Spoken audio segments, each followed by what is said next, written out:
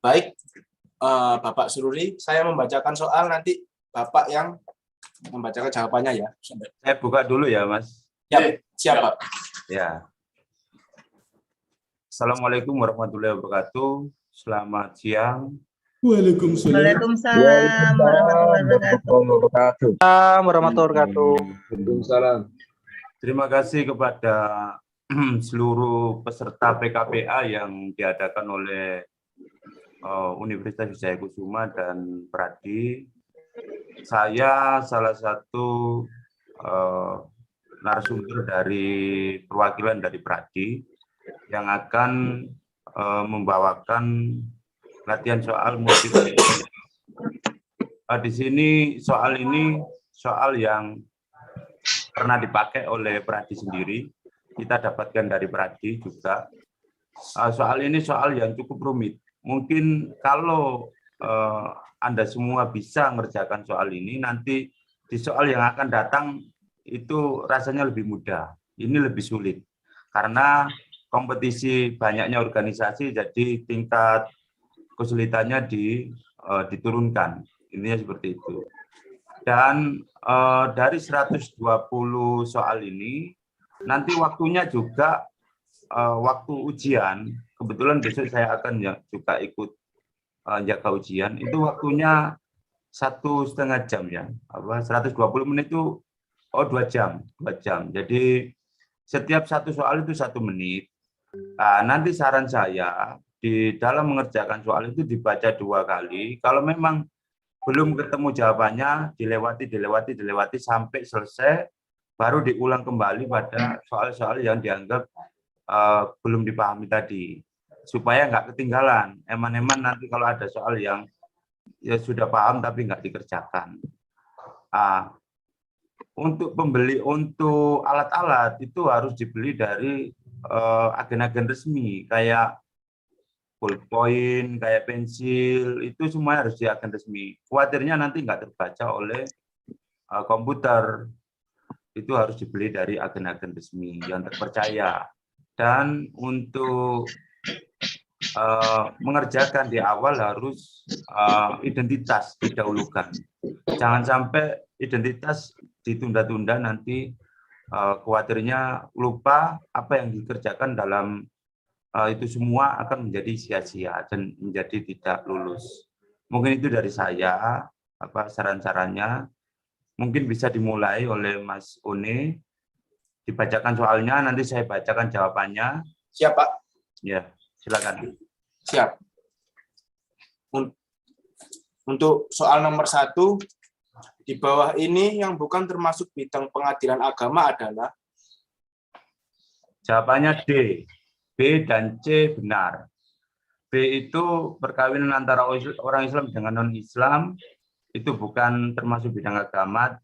C-nya perkara warisnya bukan orang Islam, juga bukan termasuk bidang agama, pengadilan agama. Jadi jawabannya D, B dan C benar. Iya. Oh ya, untuk rekan-rekan nanti kalau memang ada yang mau ditanyakan, mungkin di agak akhir-akhir atau pertengahan ya rekan-rekan. Nomor 2, apabila terdapat sengketa hak milik dalam perkara pengadilan agama, maka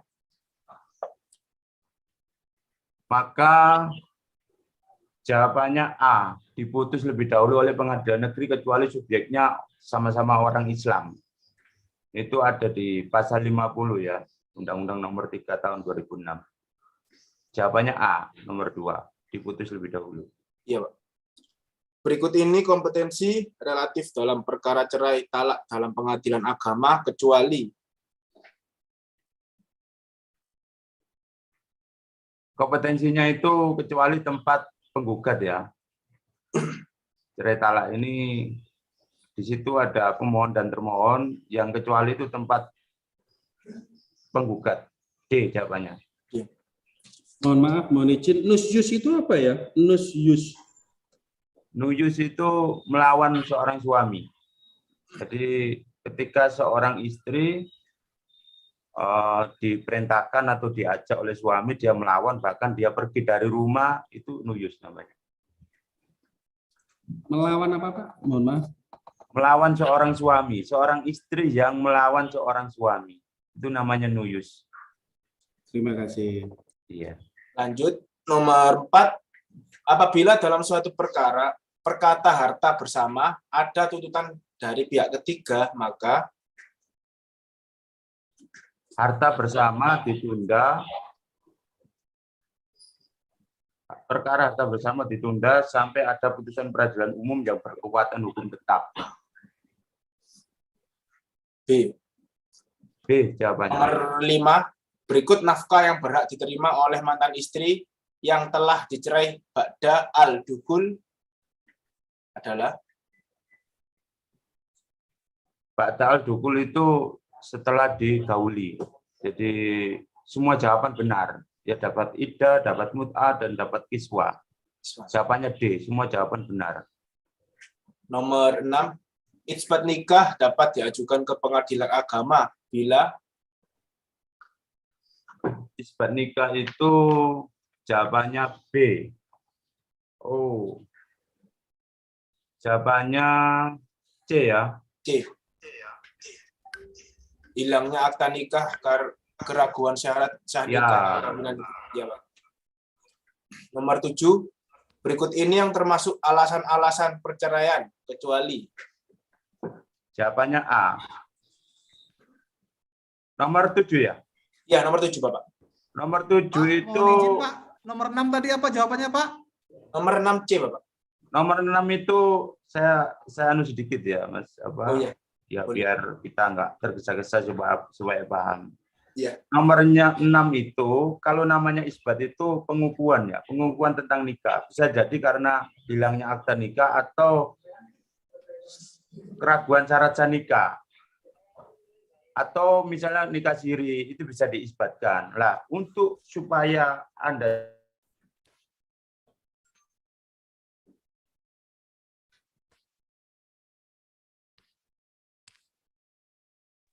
Suaranya hilang, Pak. di A itu ada kata perceraian. Ya.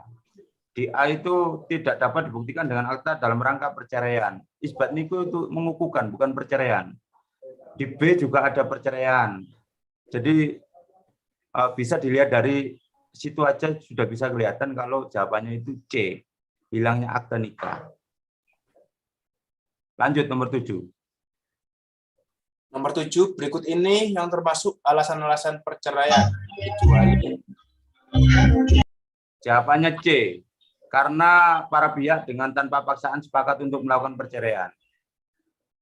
Orang cerai itu bukan kesepakatan, tapi orang cerai itu karena ada masalah, bisa diputus cerai itu. Jadi jawabannya C. C. Nomor 8, apakah yang dimaksud dengan i'an? I'an itu suami menuduh istri berbuat zina dan atau mengingkari anak dalam kandungan yang sudah lahir dari istrinya. Dan istri menolak atau pengingkaran tuduhan pengingkaran tersebut. Itu namanya peristiwa li'an. Jawabannya A. A. Nomor 9, apa yang dimaksud dengan talak bain kubro? Talak itu kan ada dua, talak bain sugro sama talak bain kubro. Jadi kalau talak bain kubro itu Sorry, mau tanya nomor 8 tadi apa ya? nomor 8 Jawabannya. tadi itu suami menuduh istri berbuat zina. Iya, makasih Pak. Ya, nomor 9 itu talak yang terjadi untuk ketiga kalinya, kubro itu, bain kubro. Kalau bain sugro itu satu kali talak itu bain sugro. Kalau sudah beberapa kali ditalak, talak rujuk. Kalau sudah 3 kali namanya talak bain kubro. Itu nomor C jawabannya 9. Nomor 10. Berapa lama masa tunggu bagi seseorang janda yang perkawinannya putus karena kematian? 130 hari atau ya 130 hari. Jawabannya A. Nomor 11. Adonah adalah Nomor 11 C, biaya yang diberikan oleh bekas suami untuk anak-anak yang belum mencapai umur 21 tahun. nomor 12. Dalam hukum acara perdata dikenal dengan istilah upaya hukum luar biasa yang berupa Jawabannya D, B dan C benar. Jadi upaya hukum luar biasa itu peninjauan kembali dan derdenverset. Derdenverset itu perlawanan pihak ketiga.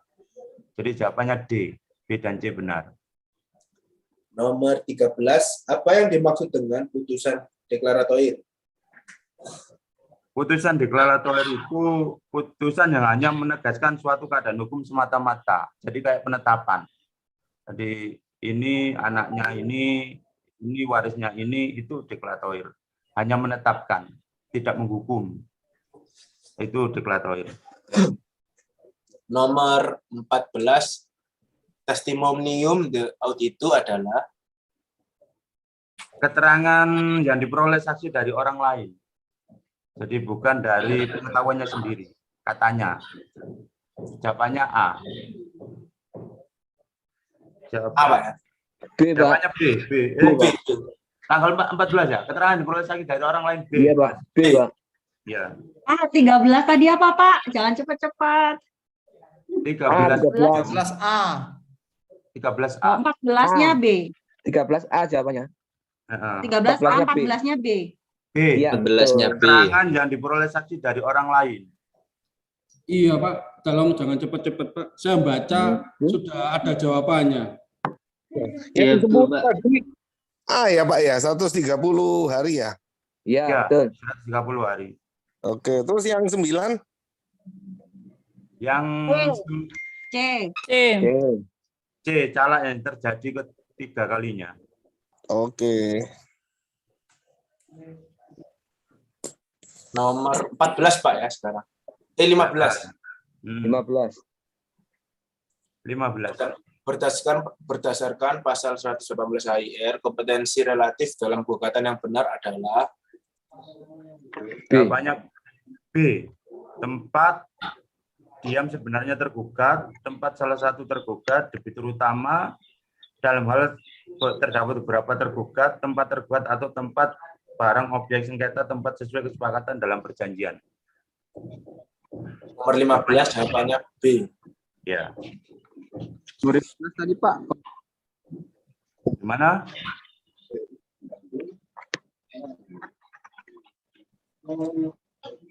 Lanjut, Mas. Lanjut ya. Nomor 16, pasal 129 HIR ayat 2 memberikan waktu kepada tergugat untuk melakukan versi atas putusan Verstek selama 14 hari. Itu jawabannya semuanya benar. Jadi bisa dari 14 hari, bisa dari 8 hari setelah unmanning, bisa 8 hari setelah peringatan penyitaan. Jawabannya D, semua jawaban benar. nomor 17. Ini mohon maaf ya, untuk yang lain speakernya tolong dimatikan terlebih dahulu agar suara tidak menumpuk. Terima kasih. Nomor 17, beberapa jenis eksepsi, yaitu Semua jawaban benar. Yang A itu eksepsi deklinatoir itu eksepsi tentang kewenangan pengadilan. Yang dilatoir itu prematur, jadi belum waktunya diajukan gugatan. Yang premtoir itu daluarsa. Jadi semua jawaban benar. 17D. nomor 18, alat bukti dalam hukum perdata, yaitu B, surat saksi persangkaan pengakuan sumpah. nomor 18B. Nomor 19, jenis-jenis putusan dalam hukum perdata, yaitu Jawabannya B. Deklarator, konstitutif, kondemator, kontradiktor, prestek. Nomor 20, turut sertanya pihak ketiga dalam suatu perkara atas permintaan tergugat untuk memihak tergugat adalah Hooking. Jawabannya A. Memihak pada salah satu pihak. nomor 21, intervensi yang dilakukan oleh pihak ketiga dalam suatu perkara yang tidak memihak kepada penggugat maupun tergugat disebut Tusenkom. C. 21C. Nomor 22, konservatior beslak diajukan terhadap barang milik tersita, tergugat tersita. A. Jawabannya A. Nomor 23, Peraturan Mahkamah Agung nomor 1 tahun 2016 tentang prosedur mediasi di pengadilan pasal 4 mewajibkan dilaluinya proses mediasi terhadap perkara. Jawabannya B. Perlawanan putusan, perlawanan pihak yang berperkara, maupun perlawanan pihak ketiga atas pelaksanaan putusan yang berkekuatan hukum tetap. Nomor 24, gugatan sederhana adalah Gugatan yang dilakukan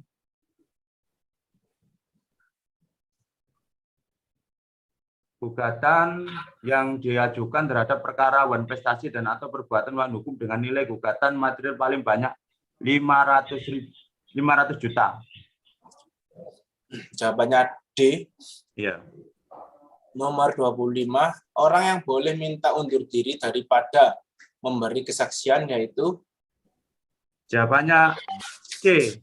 A dan B benar. iya.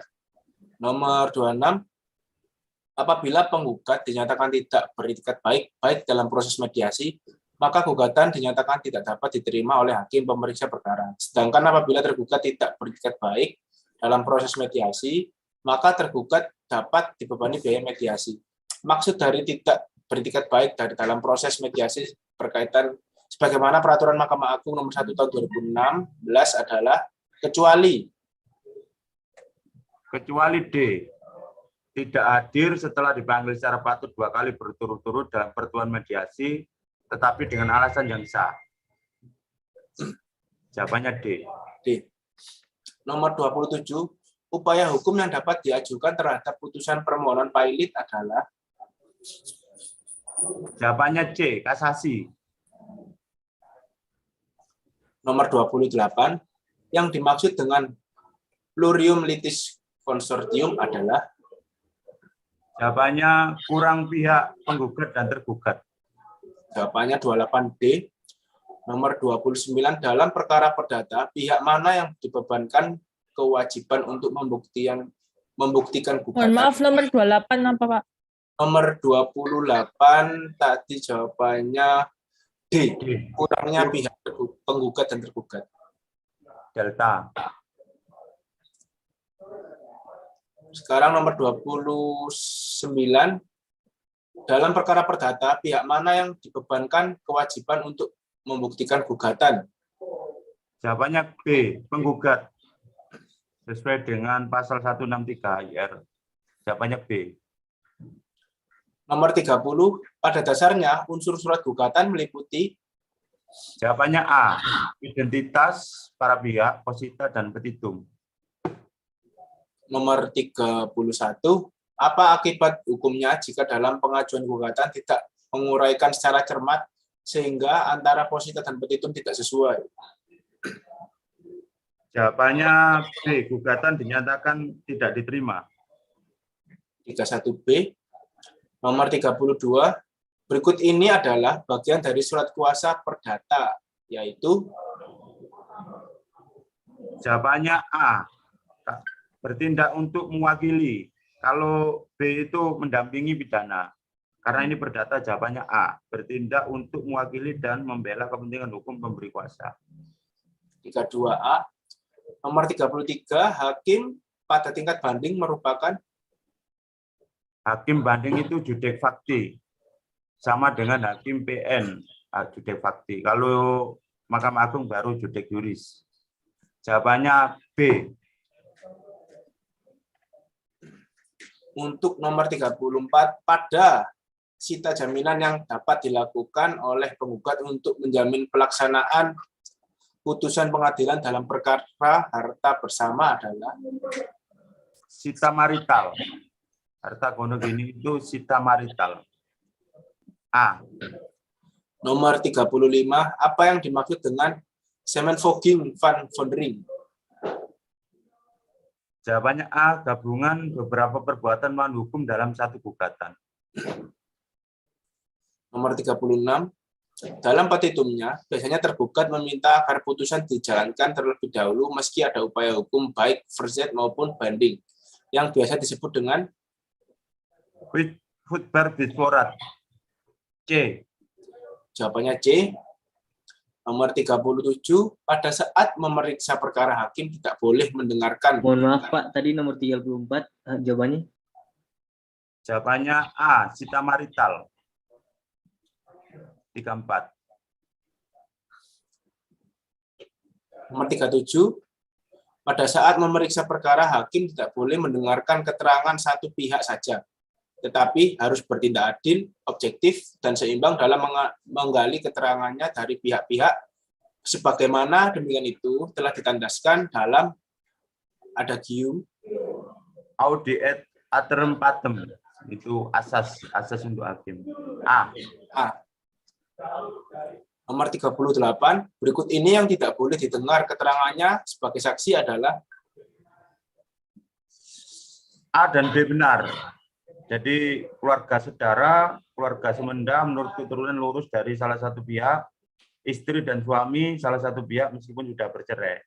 Jawabannya C, A dan B benar. nomor 39, dalam hukum acara perdata hakim bersikap Hakim perdata pasif. B. nomor 40, pengajuan eksepsi tentang kewenangan relatif dapat dilakukan dalam waktu. Eksepsi dilakukan pada sidang pertama, eksepsi relatif ya, Iya. kewenangan relatif. Pada sidang pertama dan bersamaan saat jawaban terhadap pokok perkara. Nomor 40D, nomor 41, upaya hukum peninjauan kembali terhadap suatu putusan kasasi dapat diajukan dalam tenggang waktu. Jawabannya C, 180 hari sejak putusan memperoleh kekuatan hukum tetap atau sejak ditemukan bukti baru. Itu jawabannya C, pasal 67 ayat 3 Undang-Undang nomor 3 tahun 2004. Mohon maaf, nomor 40, Pak. Nomor 40 itu jawabannya D, pada sidang pertama dan bersamaan saat jawaban terhadap pokok perkara. Karena ini eksepsi relatif. Kalau eksepsi absolut itu kapan saja bisa diajukan. Oh, maaf, nomor 37, Pak. Nomor 37 itu audi et aterem partem, itu asas keseimbangan yang harus dipegang oleh hakim. Nggak boleh salah satu dia berpihak pada penggugat atau tergugat saja. Dia harus seimbang. Jawabannya A, audi et aterem partem itu. Jadi nomor 41 jawabannya C. Sekarang nomor 42, berdasarkan Undang-Undang nomor 5 tahun 1986, objek sengketa dalam peradilan tata usaha negara adalah keputusan tata usaha negara, yaitu C, penetapan tertulis yang dikeluarkan oleh Badan Pejabat Tata Usaha Negara yang berisi tindakan hukum tata usaha negara yang berdasar peraturan perundangan yang bersifat konkret, individual, dan final yang menimbulkan akibat hukum bagi subjek hukum. Jawabannya C. kedua C. Nomor 43, pasal 53 Undang-Undang nomor 30 tahun 2014 menyatakan bahwa pemohon dapat mengajukan permohonan kepada pengadilan untuk memperoleh putusan penerimaan atas permohonan. Jawabannya itu B. 43B. Yang tidak ditetapkan, tidak dikeluarkan keputusan, tidak ada tindakan atas permohonan tersebut oleh badan pejabat pemerintah paling lama 10 hari sejak permohonan tidak memiliki batasan waktu tersebut diajukan. Jawabannya B. Jadi ini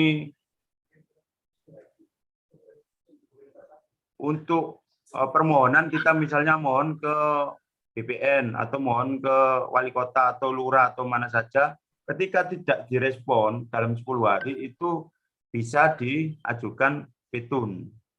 Tetapi kalau tidak ada aturannya, kalau mereka ada aturannya, misalnya di wali kota di pengurusan IMB itu waktu dalam 2 minggu bisa selesai. Nah itu dihitung sejak setelah 2 minggu waktu yang ditentukan tadi. Jadi jawabannya B. 43. Itu ya fiktif positif. Kalau yang 90 hari itu fiktif negatif. Tidak dijawab berarti ditolak. Tetapi ini sekarang ini fiktif positif. Tidak dijawab berarti diterima, tetapi harus ditetapkan oleh pengadilan. Petun juga sama. Lanjut.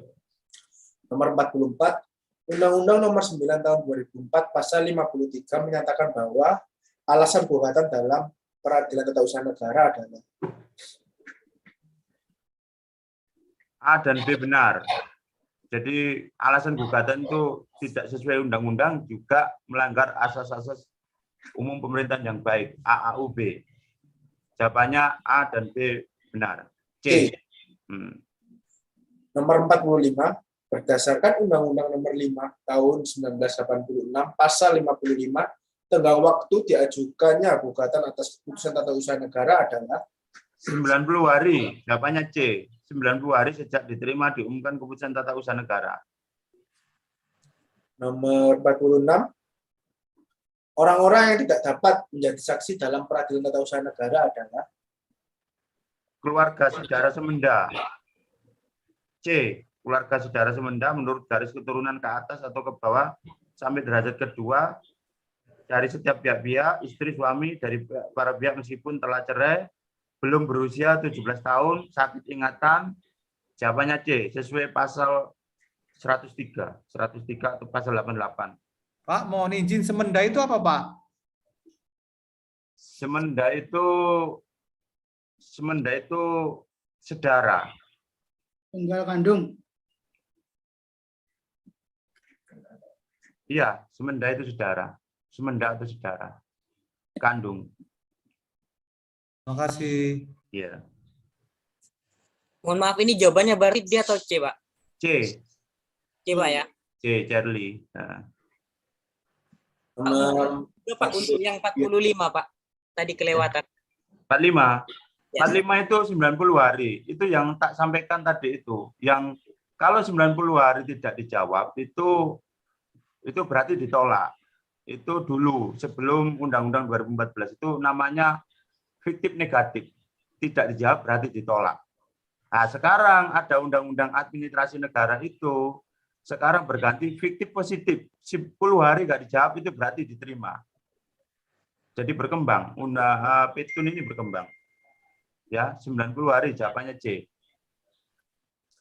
nomor 47, macam-macam putusan dalam peradilan tata usaha negara adalah Ya bisa ditolak, bisa dikabulkan, bisa tidak diterima sama. Jawabannya D. Semua jawaban benar. nomor 48, kewajiban dari badan pejabat atau pejabat tata usaha negara apabila gugatan dikabulkan adalah Semua jawaban benar. Jadi ya bisa dicabut tergantung permintaan dari putusannya apa gugatannya. Pencabutan atau penerbitan keputusan. Semua jawaban benar. Bisa dilakukan sesuai dengan petitum yang diajukan gugatan. Lanjut. nomor 49. Setelah putusan pengadilan tata usaha negara sudah mempunyai kekuatan hukum tetap, namun tergugat tidak bersedia melaksanakan putusan pengadilan, maka terhadap pejabat yang bersangkutan dapat dikenakan. Jawabannya B. Diumumkan pada media massa cetak setempat oleh Panitera Pengadilan Tata Usaha Negara.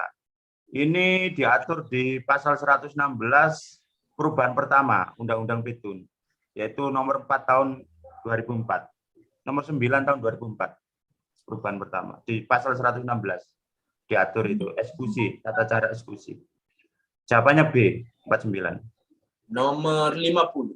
Di bawah ini merupakan alasan-alasan penetapan dismissal proses, ya, kecuali jawabannya B, penggugat tidak mempunyai bukti asli penetapan katun yang menjadi sengketa tun. Karena bukti asli itu karena diibaratkan penggugat di petun itu yang lemah, karena yang digugat pejabat. Jadi wajar kalau nggak punya bukti asli. Jawabannya B. Nomor 51. Di bawah ini adalah asas umum pemerintahan yang baik, kecuali. Jawabannya C. Asas orga ormes. Asas orga ormes itu asas putusan yang berlaku untuk semuanya. Putusan tun itu mengandung orga ormes. Walaupun kita nggak gugat, itu bisa berlaku untuk kita kalau kepentingannya sama. C. Nomor 52. Objek sengketa pada peradilan tata usaha negara adalah. Jawabannya basiking. A. Basiking itu keputusan pemerintah. Kalau regeling itu peraturan. Kalau material debt itu melakukan perbuatan. Jadi jawabannya di A. Basiking.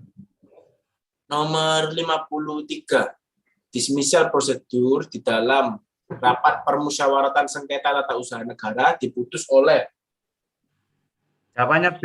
Ketua Pengadilan Tata Usaha Negara. Itu nggak ada di undang-undang, adanya di petunjuk pelaksanaan internal. Itu. Jawabannya B. B. Nomor 54. Jenis-jenis sengketa dalam peradilan hubungan industrial adalah kecuali.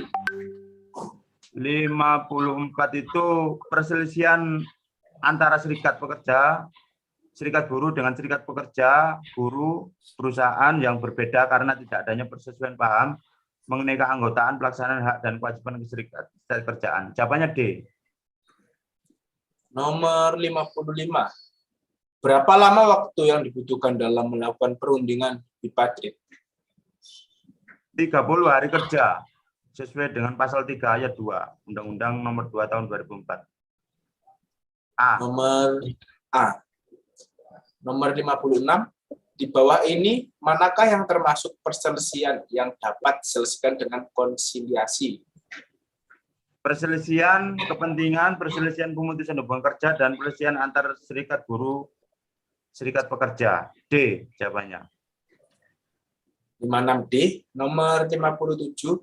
Di bawah ini, manakah yang termasuk perselisihan yang diselesaikan dengan arbitrase? Pak, 56 tadi apa ya, Pak? D. D.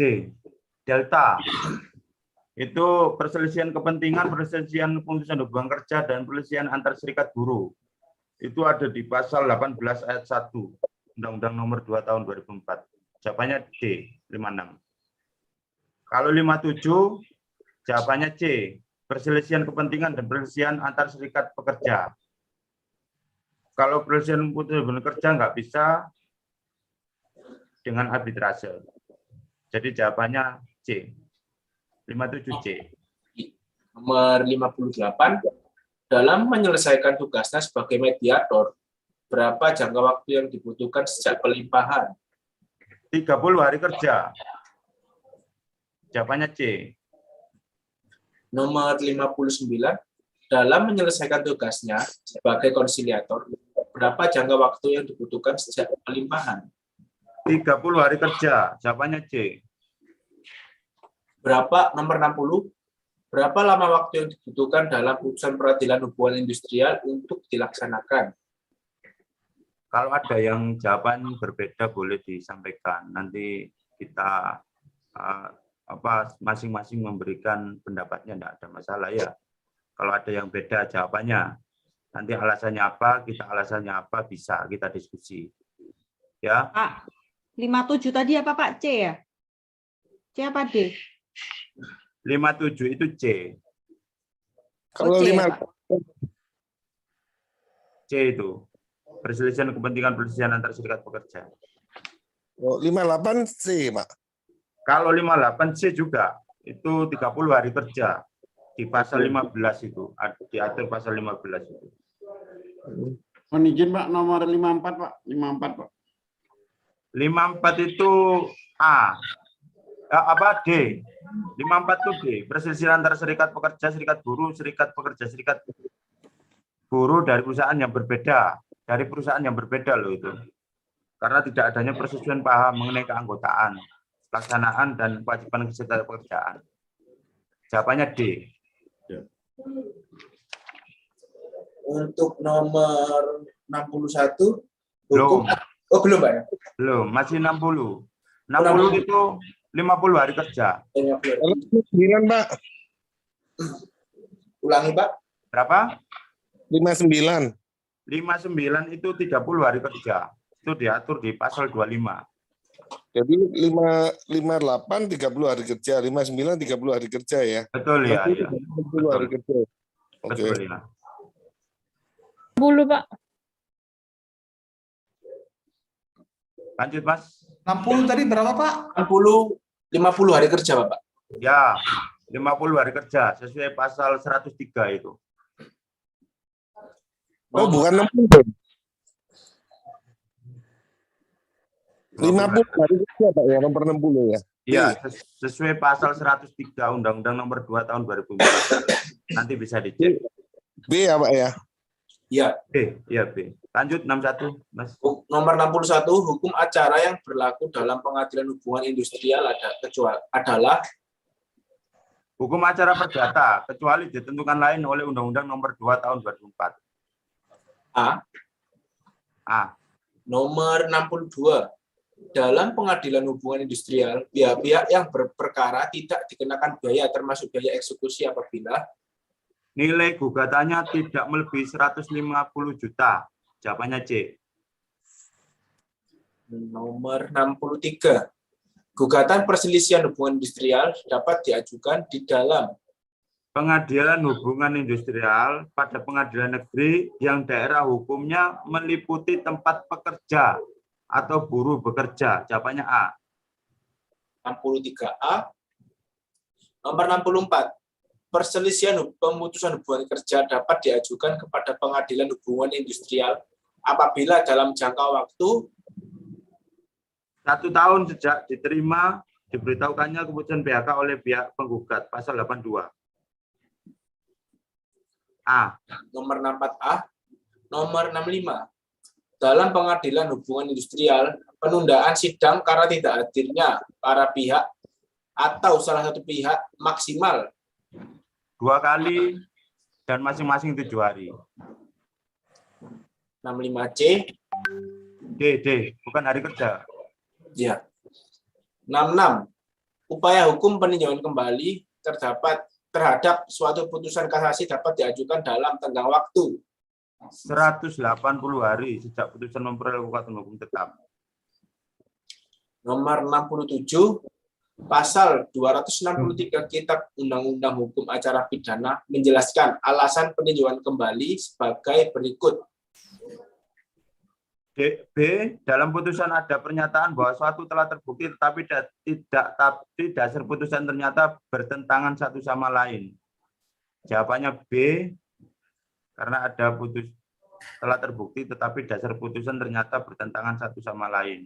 Pak, mohon maaf, Pak. Nomor 65C apa D, Pak? Nomor 65 itu D. 2 kali dan masing-masing 7 hari. Bukan 7 hari kerja ya. 7 hari biasa. Siap, Pak. D. Oh, gitu langsung. Nomor 68, apabila seorang terpidana pada masa penahanannya itu sebagai tahanan kota, maka hukuman pidana penjara yang dijatuhkan padanya dikurangkan 1/5 dari masih tahanan. Jawabannya D. Nomor 69, seorang tersangka dapat ditangkap apabila Diduga keras telah melakukan tindak pidana dan terdapat bukti permulaan yang cukup. Jawabannya B. Nomor 70, pasal 52 ayat 2 Undang-Undang Nomor 8 Tahun 1981 tentang Kitab Undang-Undang Hukum Acara Pidana menyatakan bahwa penasihat hukum yang ditunjuk oleh pejabat dalam semua tingkat pemeriksaan dalam proses peradilan pidana karena kewajibannya sebab tersangka atau terdakwa melakukan tindak pidana yang ancamannya lebih dari 5 tahun atau hukuman mati harus. Jawabannya A. Memberikan bantuan hukum dengan cuma-cuma. Dikasih bantuan hukum, dikasih penunjukan LBH atau bantuan hukum dengan cuma-cuma. Jawabannya A. Ya. 70A, nomor 71, untuk kepentingan pemeriksaan pengadilan terdakwa dapat ditahan selama 30 hari dan dapat diperpanjang lagi oleh Ketua Pengadilan Negeri yang bersangkutan selama 60 hari. Namun apabila dibutuhkan untuk kebutuhan pemeriksaan maka dapat dilakukan perpanjangan penahanan lagi selama 30 hari yang diberikan oleh Ketua Pengadilan Tinggi dalam hal. Jawabannya C. Perkara yang diperiksa diancam dengan pidana penjara 9 tahun atau lebih. Jadi delik khusus, semacam delik khusus kayak korupsi, kayak apa itu. Jawabannya C. 71C. Nomor 72. Pengajuan pra-peradilan terhadap sah atau tidaknya suatu penghentian penyidikan atau penuntutan dilakukan oleh bisa penyidik, bisa penuntut umum, atau pihak ketiga yang berkepentingan. Jawabannya B. 72B. Nomor 73. Pernyataan berikut yang benar adalah. Jawabannya A. Atas permintaan tersangka atau penasihat hukumnya pejabat yang bersangkutan memberikan turunan BAP, berita acara pemeriksaan atau kepentingan pembelaan. Jawabannya A. 73A, 74. Perintah penahanan atau penahanan lanjutan dilakukan terhadap seorang tersangka atau terdakwa kecuali yang diduga keras melakukan tindak pidana, dasar bukti yang cukup dalam hal adanya keadaan yang menimbulkan kekhawatiran bahwa tersangka atau terdakwa akan melarikan diri, merusak atau menghilangkan barang bukti, dan atau mengulangi tindak pidana meskipun ancaman hukumnya di bawah 5 tahun. Jawabannya A. 74A. 75. Menurut KUHP yang dimaksud dengan alat bukti surat adalah surat yang dibuat atas kekuatan sumpah jabatan atau dibuat dengan sumpah dibuat oleh pejabat yang berwenang. Jawabannya B. 75B. Nomor 76. KUHP pasal 97 menyatakan bahwa seorang berhak memperoleh rehabilitasi apabila oleh pengadilan diputus bebas, lepas dari segala tuntutan hukum yang putusannya telah mempunyai kekuatan hukum tetap. Ini rehab berkaitan dengan dia lepas, bukan rehab narkotika ya. Ya. Rehab berkaitan dengan dia dinyatakan tidak terbukti bersalah. Jawabannya C. B. Oh, narkotika. Jawabannya B ya. B. Oh, Pak. Jawabannya, Pak. 76B. Nomor 77. Dalam hukum acara pidana yang diatur dalam KUHP terdapat asas-asas yang dianut kecuali semuanya itu asas ganti rugi atau rehabilitasi, asas praduga tak bersalah, asas oportunitas A, B, dan C benar. Jawabannya D. 77D. Nomor 78. Di bawah ini yang bukan merupakan kewenangan dari penyelidik adalah penyelidik tidak berwenang untuk menahan, tidak berwenang untuk melakukan penahanan. Yang berwenang adalah penyidik. Jawabannya C. 78C. Nomor 79.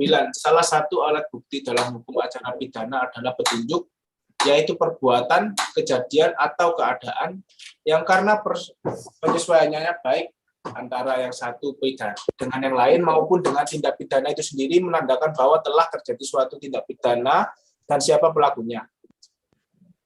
Persesuaian yang dimaksud adalah persesuaian antara. Jawabannya A. Keterangan saksi, surat keterangan saksi, surat keterangan terdakwa, keterangan saksi, surat keterangan terdakwa. Itu bersesuaian. Sekarang nambah lagi CCTV itu juga bisa dijadikan petunjuk. Jadi jawabannya A. Keterangan saksi, surat, dan keterangan terdakwa. Jawabannya A. Nomor 80.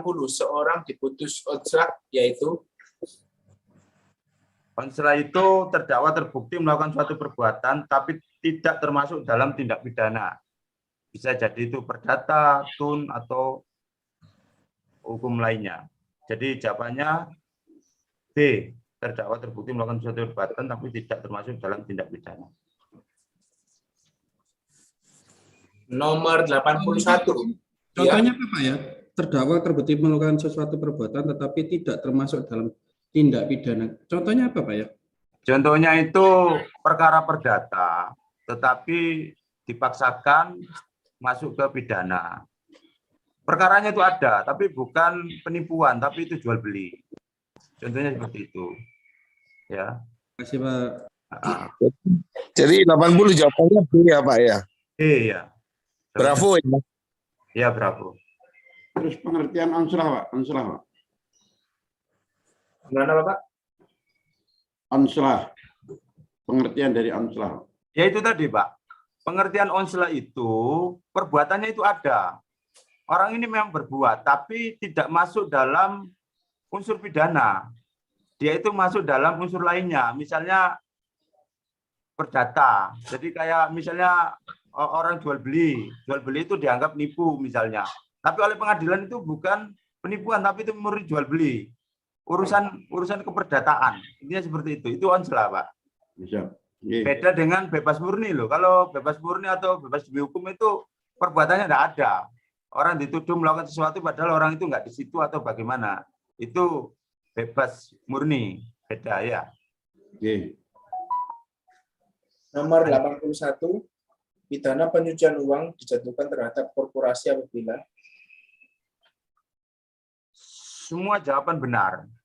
Jadi diberikan oleh personil pengendali operasi dalam rangka pemenuhan maksud dan tujuan. Ini personilnya dilakukan dalam rangka pemenuhan yang dimaksud tujuan koperasi, dilakukan sendiri tugas fungsi pelaku atau memberi perintah, dilakukan sesuai dengan tugas dan fungsi pelaku atau pemberi perintah, dan dilakukan dengan maksud memberikan manfaat bagi korporasi. Semua jawaban benar. Jawabannya D. nomor 82, minus minestra adalah Manus manistra adalah orang yang disuruh melakukan. Orang yang disuruh melakukan. Jawabannya C. Nomor 83, seseorang melakukan tindak pidana ketika umurnya belum genap 18 tahun. Setelah gagal dalam proses diversi di tahap penuntutan, akhirnya orang tersebut harus diajukan ke sidang pengadilan sedangkan umurnya telah lebih dari 18 tahun namun masih di bawah 20 tahun. Oleh karena itu, orang tersebut diajukan ke sidang di pengadilan anak. Jawabannya B. Nomor 84. Dalam perkara tindak pidana terorisme, seorang tersangka dapat ditahan oleh penyidik paling lama dalam waktu 9 bulan. Undang-undang yang terbaru ini, Undang-Undang nomor pasal 25, Undang-Undang nomor 5 tahun 2018 ini 9 bulan bisa menahan seorang terorisme. D. Nomor 85. Dengan adanya putusan Mahkamah Konstitusi nomor 20 tahun 2016, maka alat bukti berupa rekaman CCTV dapat digunakan. CCTV bisa sebagai petunjuk. Jawabannya D. Nomor 86. Seorang tersangka atau terdakwa yang telah dilakukan penahanan atas permintaannya dapat dilakukan. Semua jawaban salah. Jadi nggak bisa seorang terdakwa minta pembebasan, nggak bisa. Semua jawaban salah. Nomor 87. Pledoi adalah Pledoi itu pembelaan terhadap dakwaan dan juga pembelaan terhadap tuntutan atau rekuistator. Jawabannya C, A dan B benar semua. 87C. Nomor 88. Jangka waktu pernyataan banding dalam hukum acara pidana adalah 7 hari setelah putusan dijatuhkan atau diberatukan kepada terdakwa yang tidak hadir. 7 hari. B. 8B. Nomor 89. Terhadap putusan pengadilan yang telah memperoleh kekuatan hukum tetap dapat diajukan peninjauan kembali kecuali Putusan bebas atau lepas dari segala tuntutan. Jawabannya A. 89A. Nomor 90. Di bawah ini, jangka waktu anak menjalani proses pemidanaan berdasarkan putusan pengadilan di lapas anak, yakni Paling lama sampai usia 18 tahun. Jawabannya B. B. Nomor 91. Pelaksanaan putusan pengadilan pidana yang telah memperoleh kekuatan hukum tetap dilakukan oleh. Kalau pidana itu jaksa, kalau perdata itu jurusita. Kalau pilot kurator. Jadi jawabannya B, jaksa. Jaksa 91B. Nomor 92. Permohonan kasasi harus dinyatakan tidak dapat diterima apabila. Jawabannya diajukan lewat waktu. Tidak diajukan, tidak ada memori kasasi. Dikirim langsung, tidak melalui PN. Itu jawabannya. Jadi jawabannya D. Jawaban A, B, dan C benar semua. Nomor 93. Pemeriksaan tingkat banding tindak pidana korupsi diperiksa dan diputus dalam waktu paling lama 60 hari terhitung sejak tanggal perkara diterima oleh pengadilan tinggi. 93B. Nomor 94. Berapa jumlah keseluruhan waktu masa penahanan dari saat penyidikan, penuntutan, tingkat pengadilan negeri, pengadilan tinggi, dan tingkat Mahkamah Agung?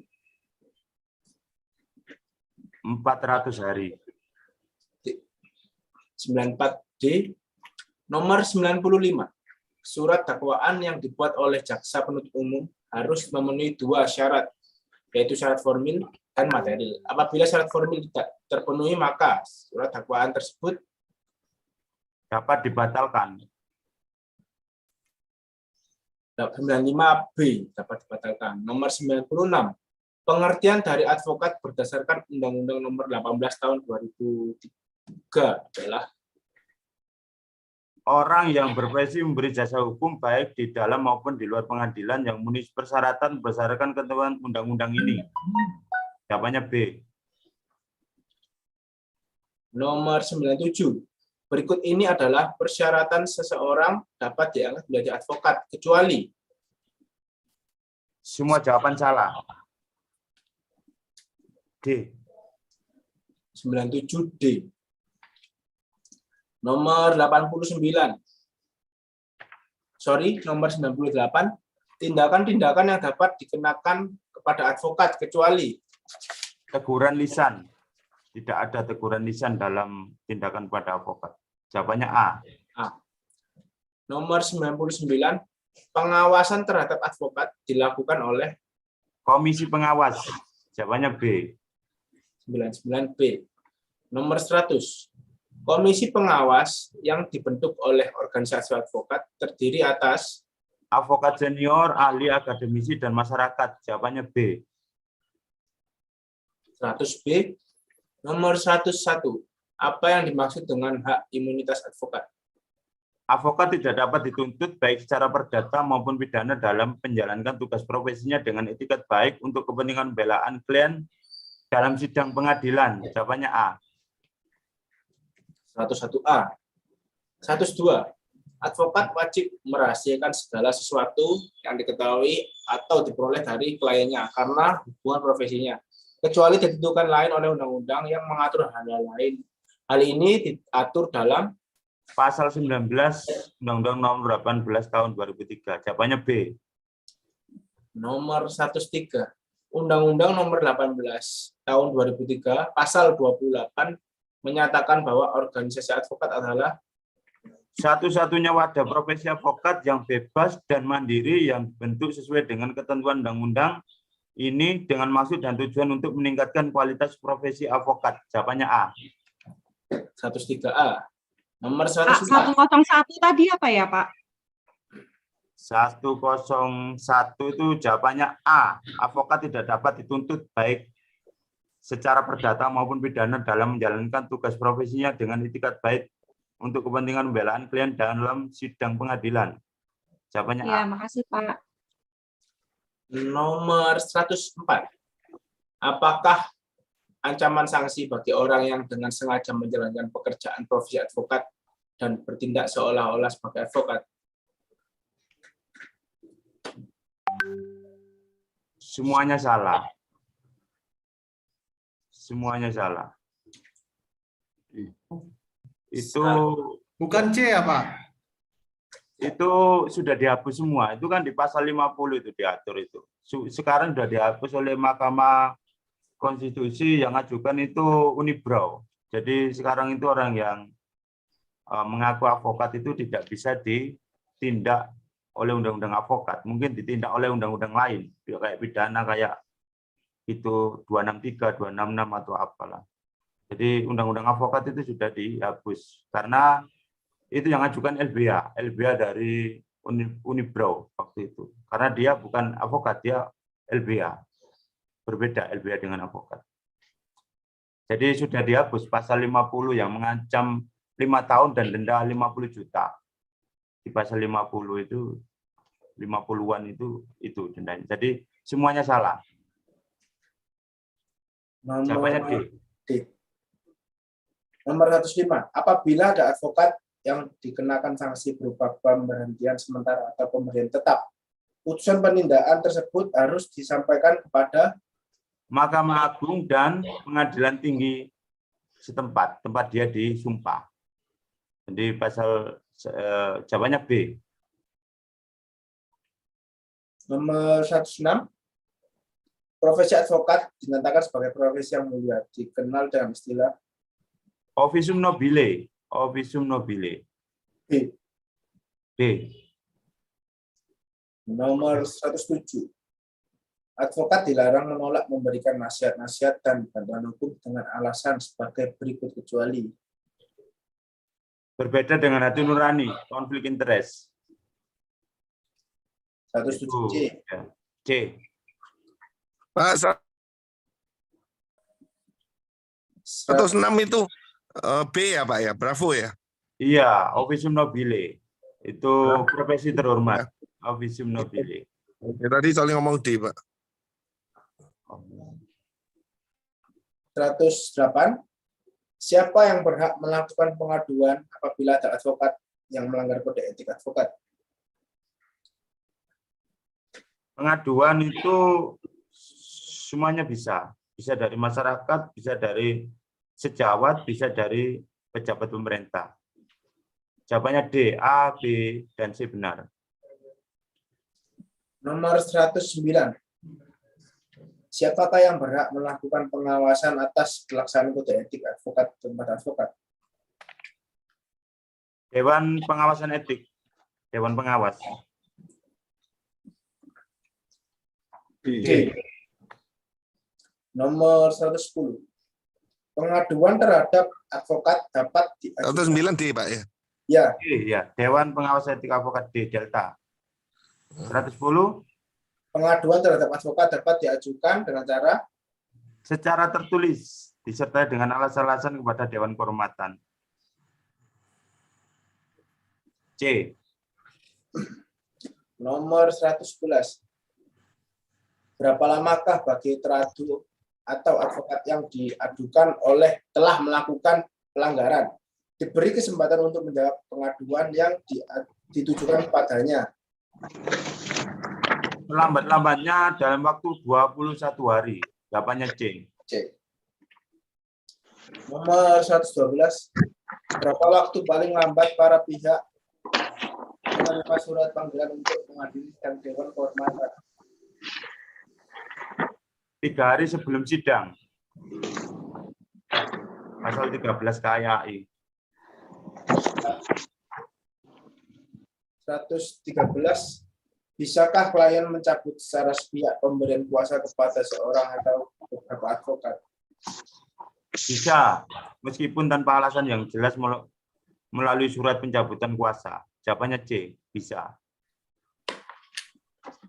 Nomor 114. Dewan Kehormatan cabang atau daerah memeriksa pengaduan pada tingkat pertama dan Dewan Kehormatan pusat berwenang memeriksa pengaduan pada tingkat banding atau terakhir. A. A. Nomor 115. Apabila dalam 21 hari pengadu tidak dijawab oleh teradu dan setelah Dewan Kehormatan cabang atau daerah menyampaikan pemberitahuan kedua dengan peringatan selama 14 hari juga tidak jawab, maka akibat hukumnya adalah teradu dianggap melepaskan hak jawabnya. B.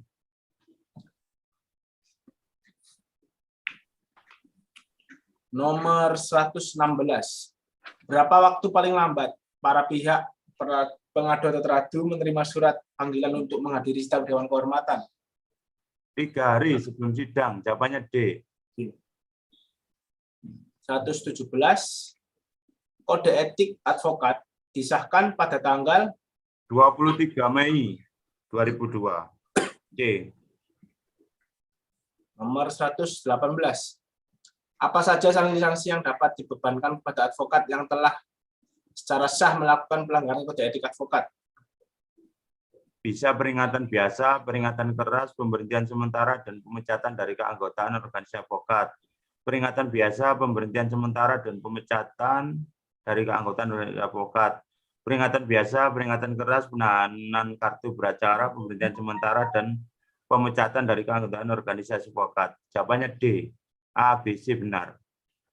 Jawabannya delta. Ya. Nomor 119.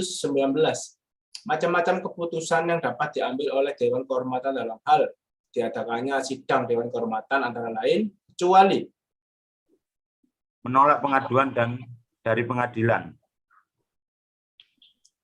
D, Pak. D. Nomor 120. Seorang advokat dapat menerima perkara yang dialihkan kepadanya dari teman, sejawatnya apabila telah menerima bukti pencabutan pemberi kuasa kepada teman tadi. Jawabannya B. Untuk pembahasan nomor 120 dibahas.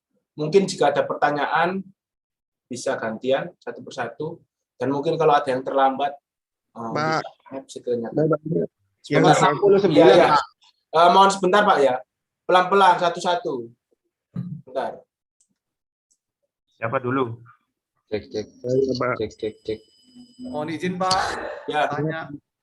Cek. Jonathan. Silakan Pak. Pak Jonathan.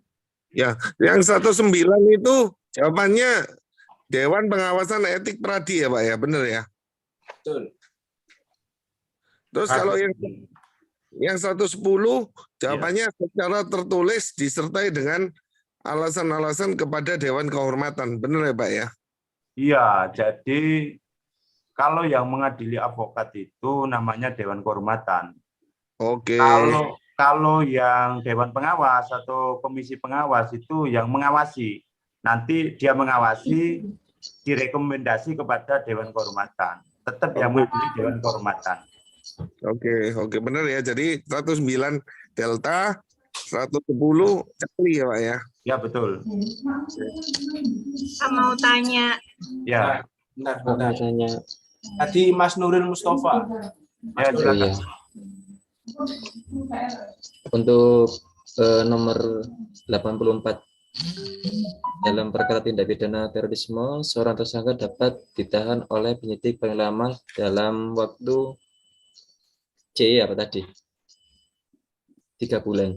9 bulan. Oh, 9 bulan. Oh iya, 9 bulan. Iya, 9 bulan. Maksudnya yang saya tanyakan itu cuma dasar hukumnya itu. Pasal berapa dan tahun berapa itu? Pasal 25, Undang-Undang Nomor 5 Tahun 2018. Itu mengatur 9 bulan. Izin tanya Pak. Baik, terima kasih Pak. Pak, tanya Pak. Ya, sebentar. Tadi Bu Dwi Rahayu Astuti. Iya. Pak mau tanya, ini berkaitan untuk yang tadi nomor 33, hakim pada tingkat banding merupakan judek fakti. Untuk yang judek juris itu artinya apa ya Pak, selain yang judek fakti? Nomor berapa? 33. Bentar. Jadi gini, hakim itu ada yang judek fakti, dianggap judek fakti atau ditugaskan sebagai judek fakti. Ada juga yang sebagai judek juris. Judek fakti itu mengadili tentang fakta, menilai tentang fakta. Jadi di tingkat pertama sama tingkat banding itu juga bisa buka peradilan juga, banding itu. Untuk menggali fakta bisa. Jadi putusan yang dilakukan dalam tingkat pertama sama tingkat banding itu berdasarkan fakta, berdasarkan bukti-bukti yang diajukan, saksi-saksi, seperti itu. Kalau judek juris itu menilai tentang penggunaan hukumnya. Jadi hukum acaranya itu dilakukan apa tidak, bukan materialnya.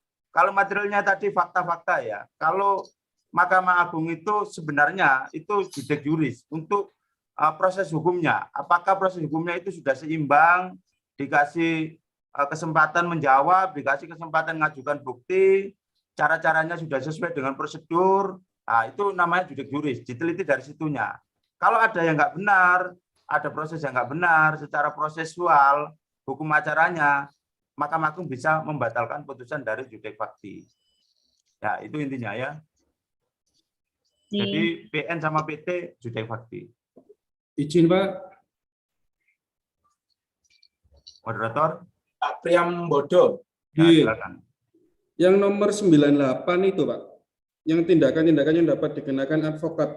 Saya itu kalau nggak salah pernah baca teguran lisan, Pak. Itu masuk dalam tindakan, Pak. Jadi jawabannya betul atau Pak? A yang A, Pak. Nomor berapa, Mas? 98, Pak. Nomor 98. 98.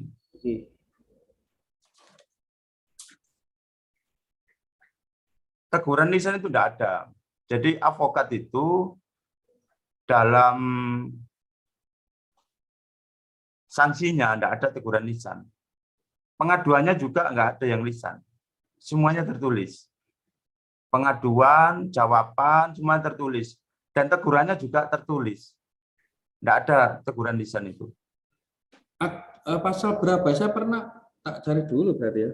Gak apa-apa, tunjukkan pasal berapa. Kalau memang ada itu. Pasal berapa? 8 kalau nggak salah, Pak. Siswa, sebentar, Pak.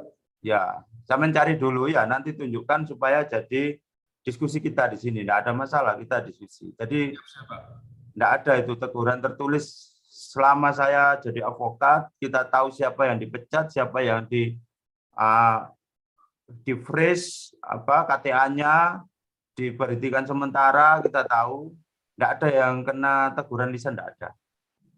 Itu ya. Lanjut yang lainnya. Yang lain? Pak, mohon izin tanya, Pak. Ya, Pak Krisman. Ya, yang nomor 118 itu, Pak, apa bukan jawabannya yang A ya, Pak?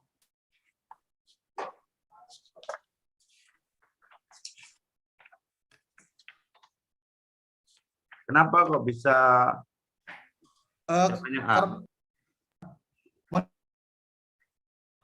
Ya mohon izin, saya pernah baca Pak, kalau nggak salah itu di ini ada yang tentang sanksi-sanksinya cuma peringatan biasa, peringatan keras, pemberhentian sementara, dan pemecatan Pak. Dan tidak terlihat ada penahanan kartu beracara.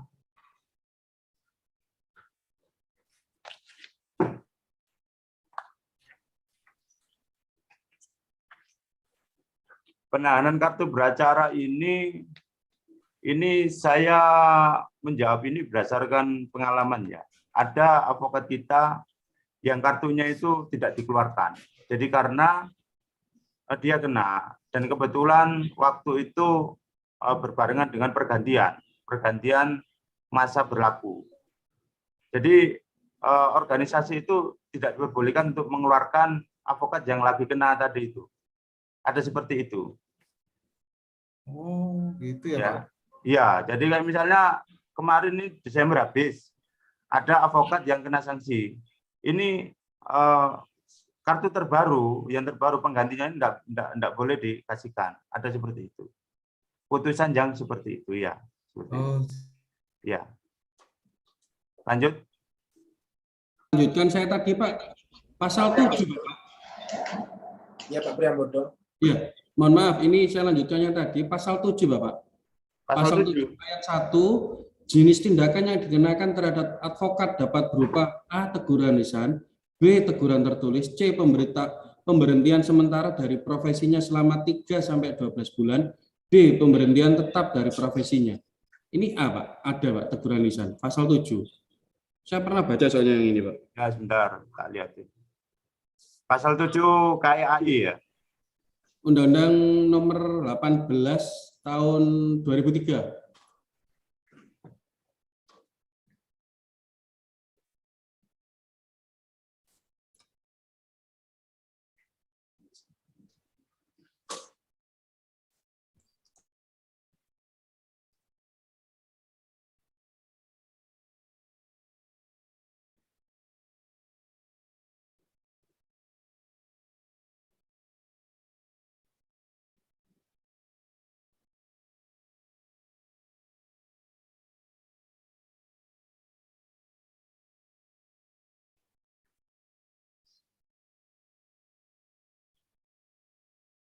Ya, ini ada teguran lisan ya.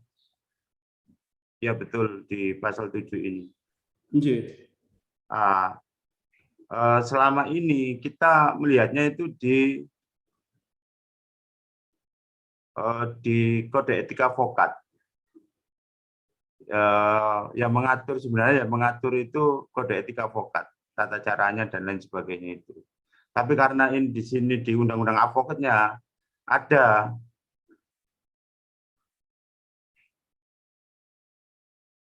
ya bisa kita terima ini ya.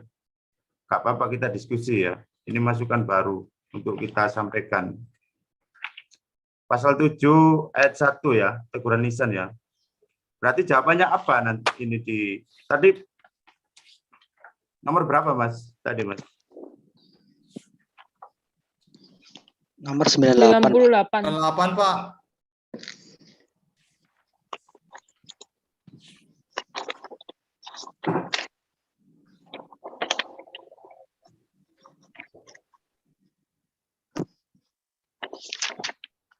Jadi akhirnya di sini apa jawabannya? Di sini nggak ada ya jawabannya. Semua jawaban benar, Pak. Iya, kan kita nggak bisa milih di sini ya. Sebenarnya kalau teguran lisan ini di KAI kita nggak menjumpai, tapi di undang-undang advokat kita menjumpai. Nanti kita sampaikan ini untuk diganti, perlu diganti apa materinya perlu diganti ya. Ya, kita buat catatan ya. Terima kasih ya Mas Priambodo atas masukannya. Terima kasih. Jadi saya berharap dari para peserta ini bisa jadi ada yang ahli perburuan, ada yang dari syariah, ahli pengadilan agama. Gak apa-apa kita diskusi di sini untuk muncul. Ada yang mungkin dari penyidik, pensiunan, boleh kita diskusi di sini untuk saling ngasih masukan untuk kebaikan kita bersama. Silakan. Izin Pak. Ya, Pak Muhammad Insan Abdul Mukti. Silakan. Nomor 49 Pak.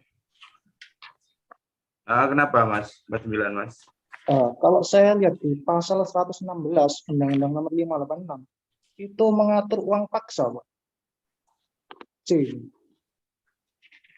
Mohon penjelasannya.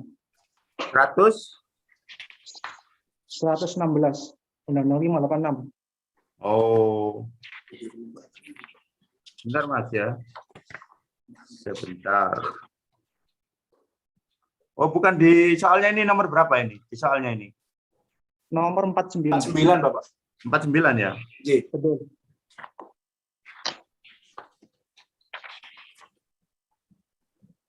Ya, gimana?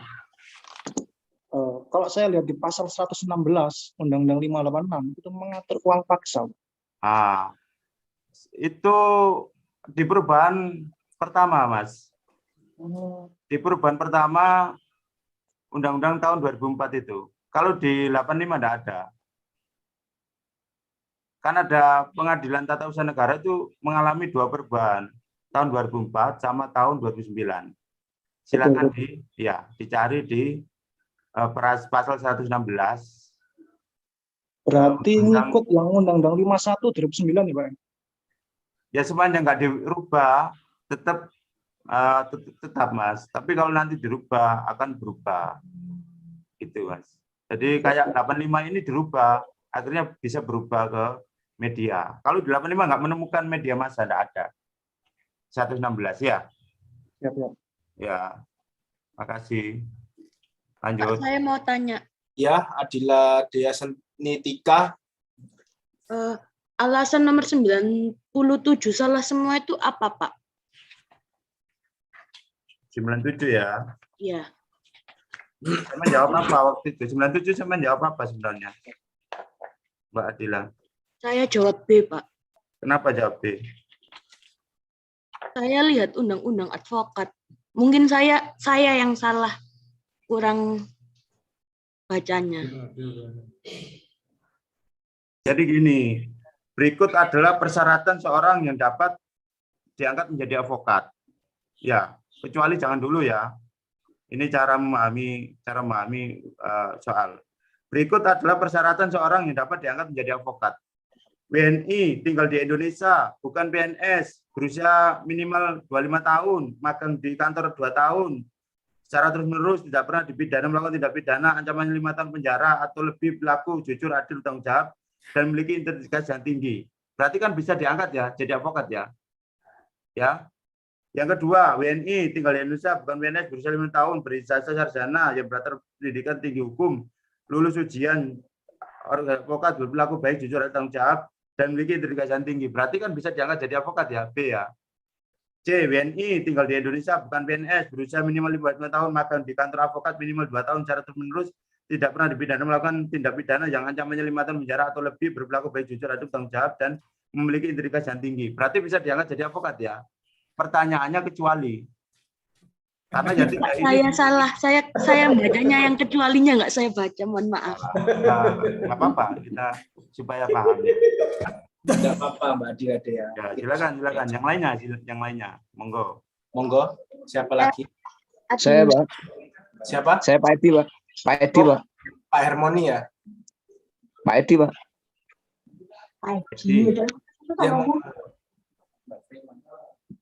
Silakan, Pak. Halo. Silakan. Halo. Halo, iya Pak Hermoni Kediri. Iya. Pak Edi ya, iya. Nomor 19, Pak ya. Pertanyaannya nomor 19. Jenis-jenis putusan, ya. Jenis-jenis putusan dalam hukum perdata, antara tadi jawabannya B, Pak ya. Iya. Iya. Kalau preparator bukan termasuk jenis-jenis hukum perdata, Pak ya, hukum perdata. Preparator ini. Preparator, Pak. Apa itu bukan salah satu jenis hukum perdata, Pak? Dilatoir, Pak. Jadi gini, kita kan dibatasi waktu untuk memahami soal itu. Iya. Jadi ketika ada soal yang salah, sedikit aja salah. Misalnya di A, dilatori sama konservator. Konservator itu si B. Konservator Bislah itu si B, bukan putusan. Dilatori ini adalah eksepsi prematur. Jadi belum waktunya diajukan, belum jatuh tempo sudah diajukan. Dilatori ini yang A itu ya ada dilatori, ada konservator. Itu sudah nggak masuk, ya kan? Dan C ada konservator juga. Konservator ini kan si B, konservator Bislah. Sita, bentuk sita. Ini juga nggak masuk C. Yang D juga gitu. Ada dilatoir, ada eksepsi, jenis eksepsi, bukan putusan. Jadi yang lainnya ini, kalau konstitutif itu putusan memang. Konstitutif, deklaratoir, kondemnatoir, kontradiktoir, prestek itu semua putusan. Pak. Iya. Jadi preparator nggak masuk, Pak, dalam putusan hukum perdata, Pak ya. Termasuk kayaknya, Pak ya. Preparator itu adanya itu putusan sebenarnya, Pak. Itu putusan di TUN. Jadi ada putusan persiapan untuk ini bisa dimasukkan menjadi itu di TUN. Itu ada preparator itu putusan persiapan. Makanya kemarin tadi yang di belakang itu ada ini bisa masuk ke dilanjutkan apa tidak. Kalau di TUN ada, preparator itu ada. Iya. Ya, kayak semacam penetapan, Pak, itu, Pak. Kayak putusan sela, ya. Iya. Terus lagi, Pak, perbedaannya dengan putusan hakim acara perdatanya, di sini kan ada putusan hakim acara perdata kan ada 3 ya, Pak ya. Ada 3, Pak ya. Apa? Deklaratoir, konstitutif, Halo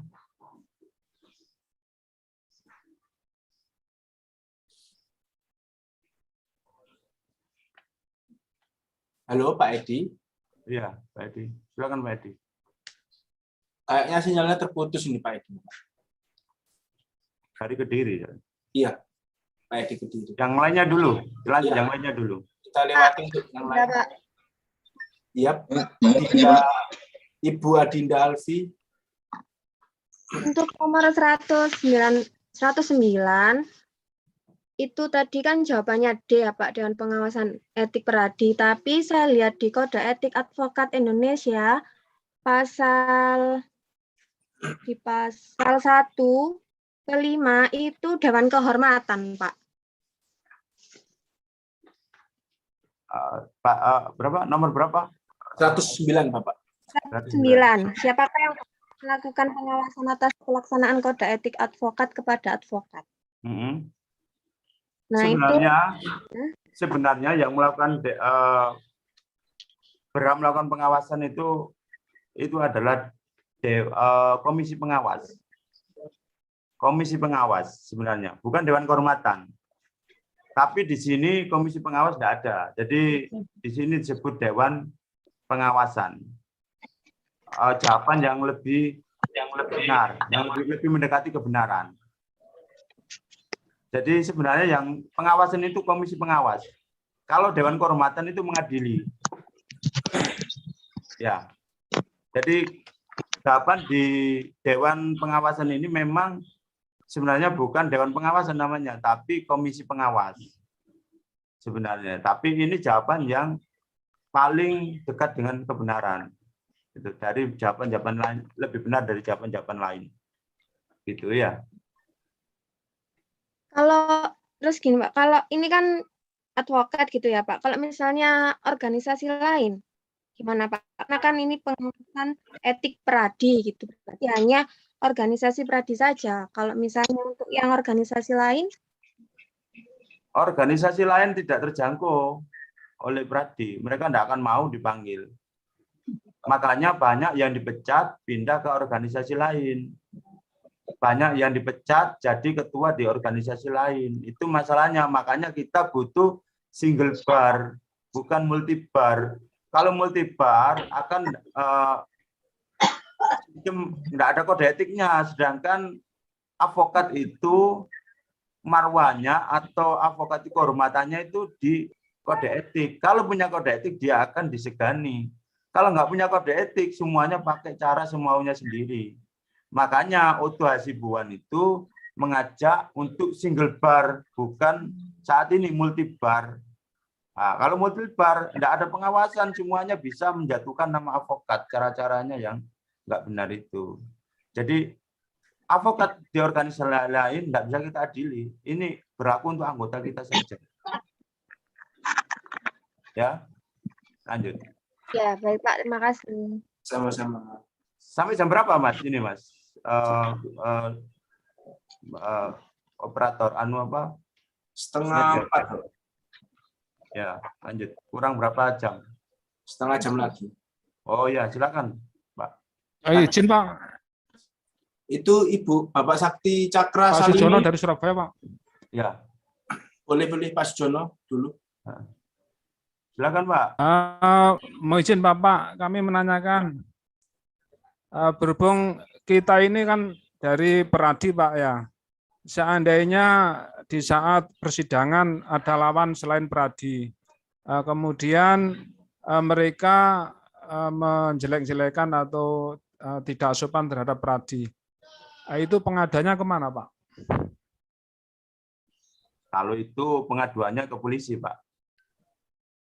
Pengaduannya ke polisi kalau itu. Pencemaran nama baik. Oke, siap. Terima kasih Bapak. Siap, terima kasih. Pak, saya tanya nomor 70. Nomor 7, Pak. Sebentar. Tadi Pak Sakti Cakra dulu. Silakan Pak Sakti Cakra.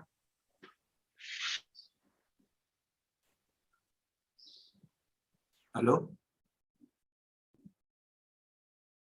Baik, mungkin dilewati dulu. Pak Ribut Subianto.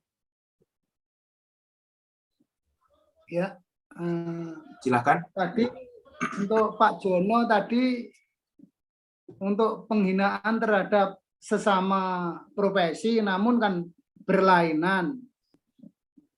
Itu yang menangani bukan dari advokat sendiri namun dilaporkan ke kepolisian itu, Bapak.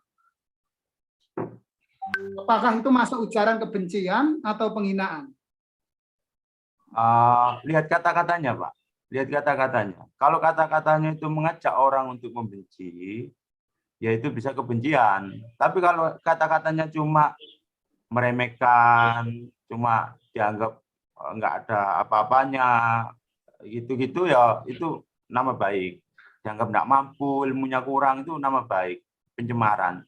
Tapi kalau sudah mengarah mengajak untuk membenci, ini seperti ini, dalamnya seperti ini, jangan diikuti apa gini, ya itu bisa itu menjadi ujaran kebencian. Menghasut berarti. Ya?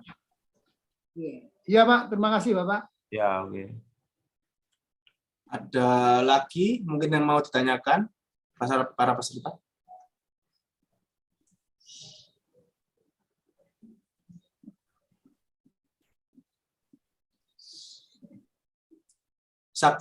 Sakti Cakra Salimin, Bapak monggo.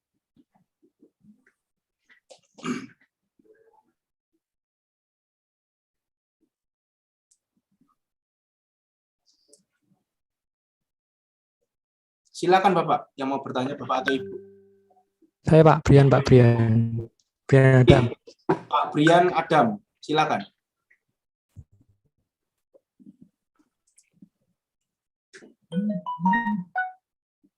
Silakan Pak Brian Adam.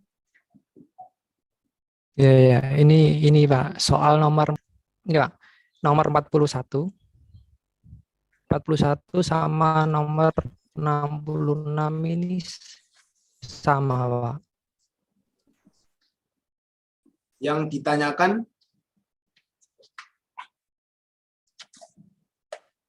silakan Pak Brian Adam. Yang ditanyakan apa? Yang ditanyakan cara perdata. Kalau 41 kan tentang hukum acara perdata. Nah, sedangkan di nomor 66 ini kan atasnya itu membahas tentang hubungan industrial. Sedangkan ada SEMA nomor 3 2018 bahwa upaya hukum luar biasa itu PK tidak diadakan atau tidak diperbolehkan.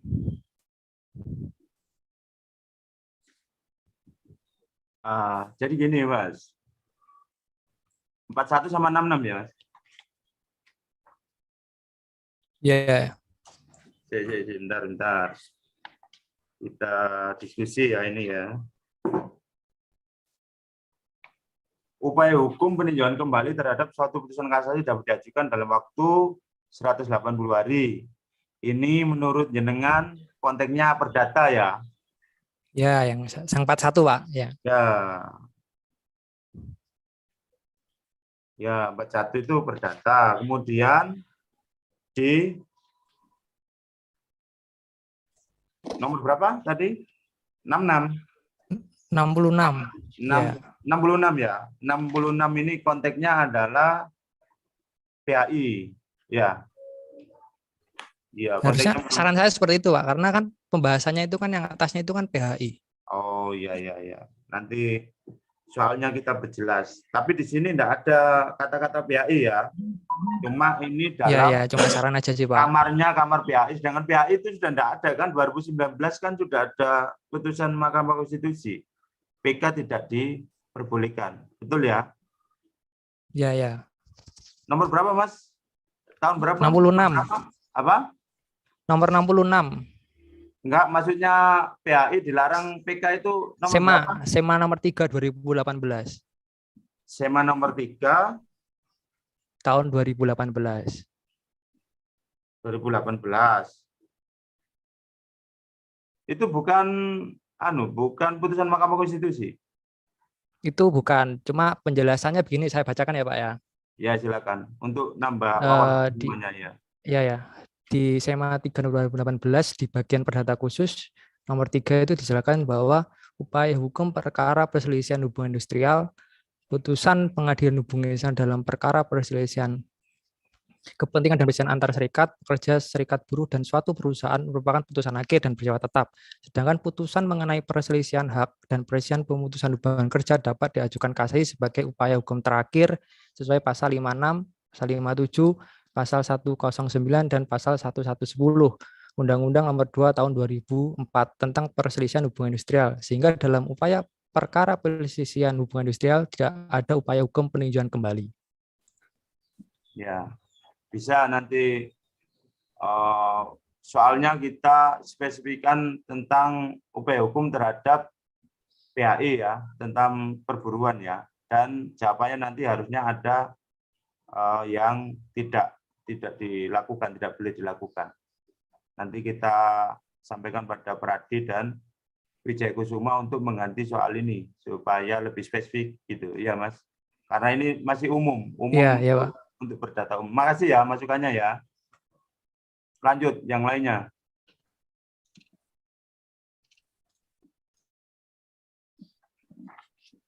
Pertanyaan lainnya mungkin yang ahli agama misalnya SHI apa sarjana hukum Islam atau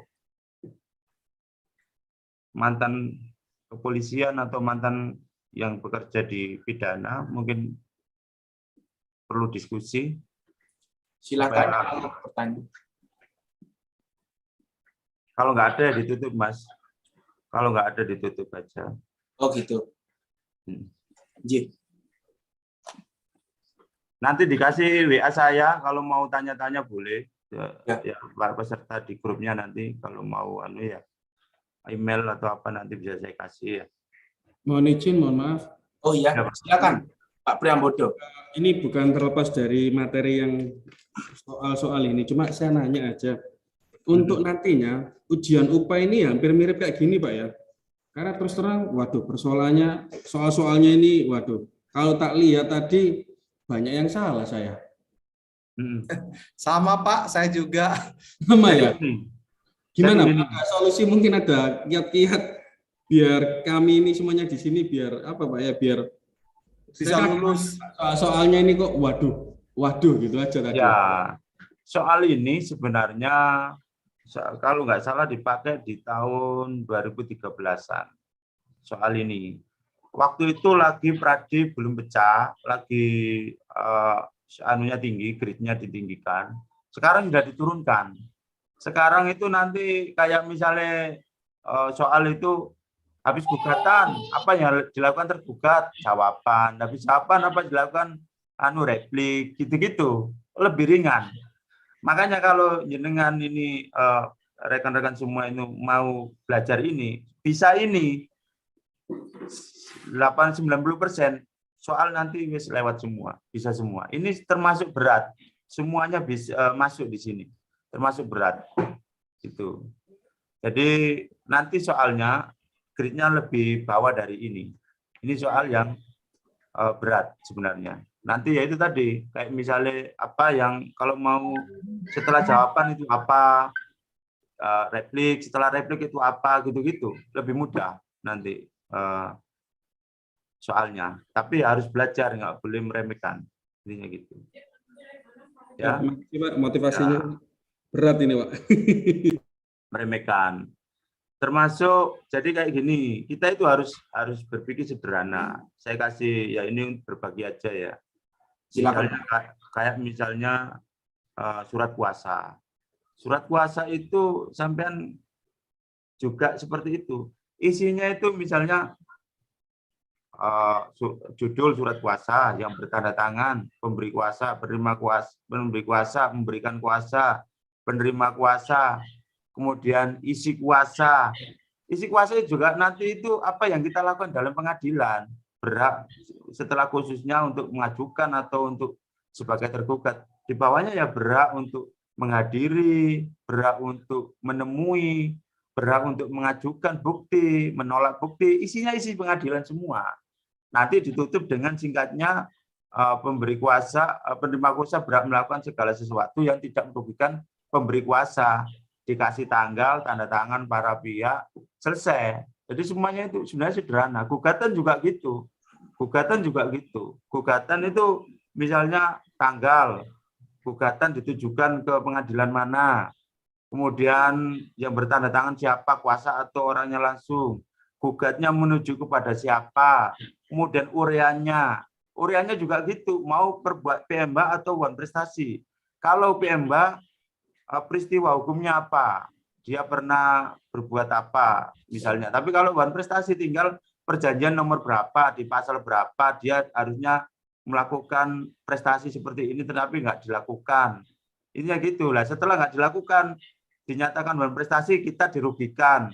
Dirugikan, kita minta ganti rugi. Lah untuk menjamin, kita minta untuk disita. Supaya kita bisa melaksanakan sita ini nggak berlarut-larut, kita terpenuhi. Kita minta untuk bisa dilaksanakan terlebih dahulu. Kan gitu. Nanti terus mengadili petitumnya isinya sama apa yang kita lakukan, sederhana sebenarnya kalau kita mau. Mohon izin Pak menyampaikan unek-unek ini Pak. Boleh Pak. Boleh. Yang teman barusan Pak. Atau mungkin ada soal tryout yang bisa kita pelajari Pak sekiranya 2015 ke atas ini Pak.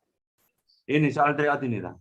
Iya, yang Bapak sampaikan untuk yang ini kan terakhir dilakukan di 2013 Pak. Yang masih grade-nya tinggi-tinggi kan mungkin Pak. Artinya biar bisa lebih menyesuaikan dengan soal UPA nanti mungkin Pak.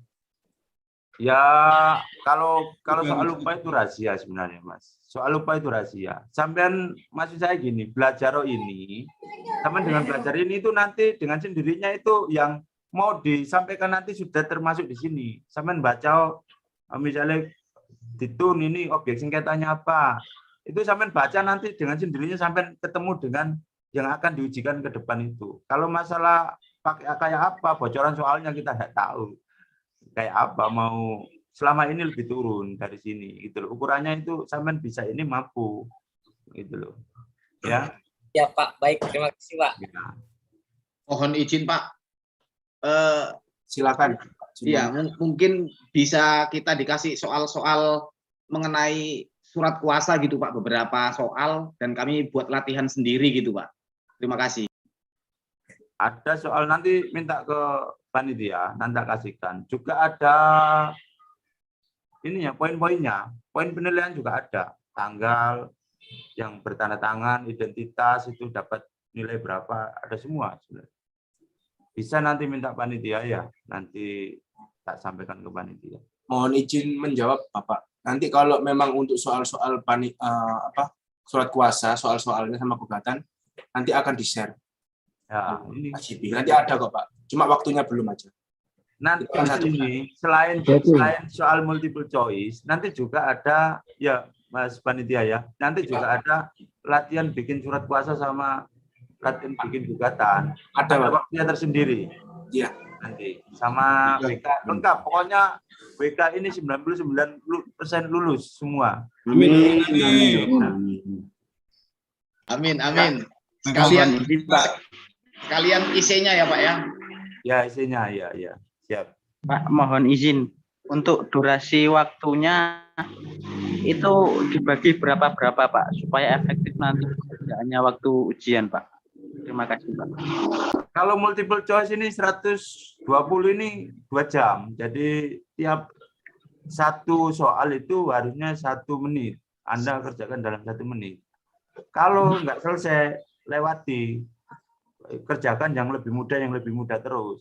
Nanti kalau sudah selesai semua, kembali cari yang belum dikerjakan. Itu caranya. Terus untuk yang kuasa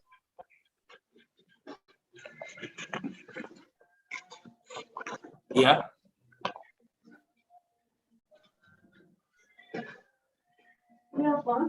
Silakan. Nanti siapa Adi? Surat kuasa dan gugatannya berapa? Halo Pak. Ya, Pak siapa? Pak Diki. Oh, monggo Pak.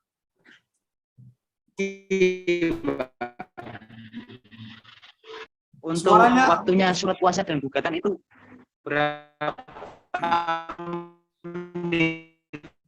Terlalu keras. Suaranya putus-putus Bapak Diki. Ditanyain surat kuasa sama surat gugatan berapa menit, Pak? Ya, betul, Pak. Surat kuasa sama surat gugatan 1,5 jam katanya. 1,5 jam. Terima kasih, Pak. Ya, 1,5 jam.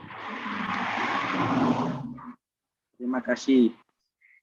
Ya, ada lagi? Untuk surat gugatan, Pak, kita belum dikasih. Iya. Nanti kalau untuk surat gugatan, setelah ini ada tryout gugatan, Bapak. Selesai ini. Iya. Tunggu aja, Pak. Iya. Mungkin kalau tidak ada lagi, Bapak Sururi bisa memberikan penutup. Ya. Pesan terakhir. Ya, terima kasih ya. Terima kasih kepada semua peserta. Terima kasih telah mengikuti dengan baik dan antusias.